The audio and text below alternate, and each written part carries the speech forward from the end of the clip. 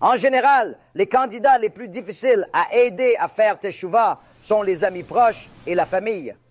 En général, c'est le plus difficile et en général, il n'est pas recommandé de consacrer toutes vos ressources à vos amis et votre famille.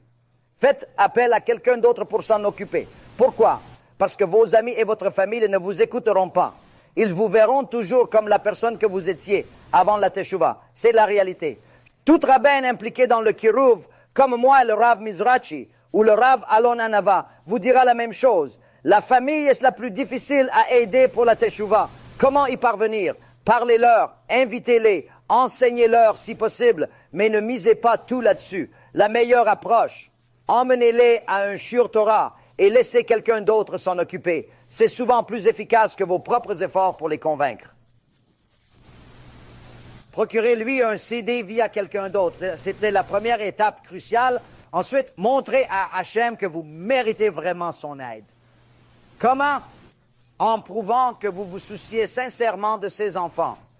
Aidez ceux qui ne vous sont pas liés à faire teshuva. Guidez-les vers le bon chemin. C'est ainsi que Hachem reconnaîtra vos efforts sincères et votre dévouement.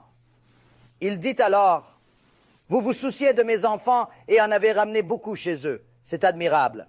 Mais comment être vraiment heureux si votre famille et vos proches ne rentrent pas aussi?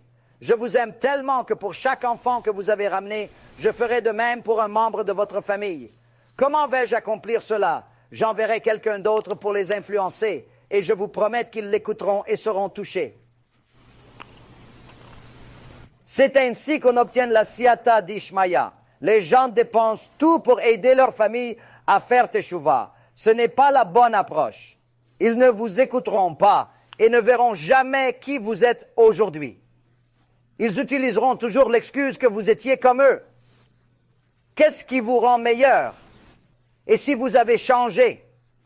Et si cela fait 5 ans, 15 ans, quelle différence?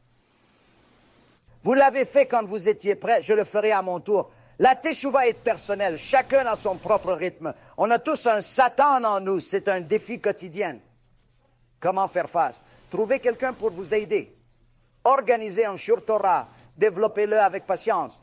Offrez de la nourriture, car les gens viennent d'abord pour manger, c'est naturel. C'est une stratégie efficace pour les attirer progressivement vers le contenu spirituel, sans les brusquer. Variez la nourriture, rassemblez des gens, dépensez, soyez généreux, cuisinez. Chez Adi, les shurim sont pleins de nourriture, passion et gens qui font teshuva. Ils viennent, écoutent et échangent. La clé, nourriture, générosité et partage créent une ambiance favorable au changement spirituel.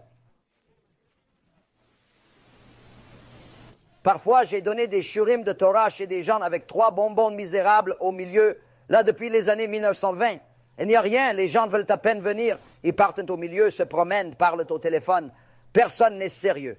Il faut construire cela, faire en sorte que le Beit Knesset parraine quelque chose d'intéressant. Dépenser pour la publicité et l'organisation, c'est essentiel pour attirer les gens et créer une véritable communauté d'études.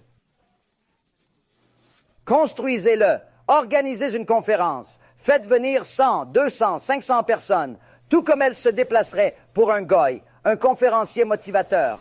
Amenez-les à venir écouter un homme qui va réellement les motiver à faire quelque chose pour leur avenir véritable. Construisez-le, faites venir la famille. Pourquoi? Il est facile de les faire venir. Après avoir vu vos efforts et investissements, il est facile de les attirer. Quand ils voient tout le quartier y aller, ils pensent, comment ne pas y aller? Mon frère, mon fils, mon mari y vont.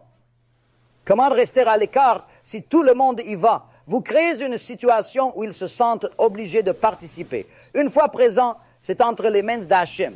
Si vous avez bien choisi l'orateur et que ce n'est pas un Care Bear, chaque personne convaincue d'acheter s'ajoute à votre compte. C'est ainsi que vous amenez votre famille à faire teshuva, étape par étape. Si vous voulez essayer une autre stratégie, bonne chance. Vous pourriez la combiner avec d'autres, mais préparez-vous au défi. Je sais qu'elles ne fonctionnent pas, mais essayez si vous voulez. Pour que les gens fassent vraiment teshuva, préparez-vous à travailler dur. Ce n'est pas facile, mais c'est gratifiant.